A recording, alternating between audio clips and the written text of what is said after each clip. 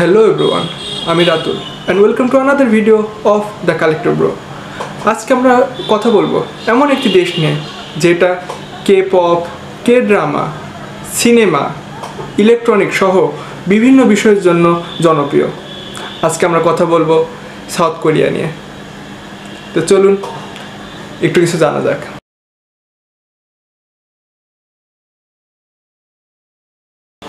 আজকে আমরা কথা বলবো সাউথ কোরিয়ার 1001 নিয়ে।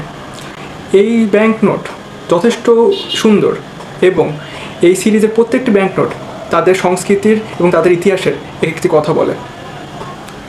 নোটের সম্মুখরূপে আমরা দেখতে পারি কনফুসিয়ান স্কলার আইওয়াংয়ের প্রতিকৃতি।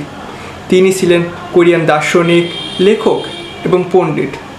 তাকে কোরিয়ার সবচেয়ে গুরুত্বপূর্ণ পণ্ডিত হিসেবে আখ্যায়িত করা হয়। নোটের অপর দিকে আমরা দেখতে পারি তার প্রতিষ্ঠিত স্কুল দোসানসিওনের একটি চিত্র। এই স্কুল 1574-এ স্থাপিত হয়।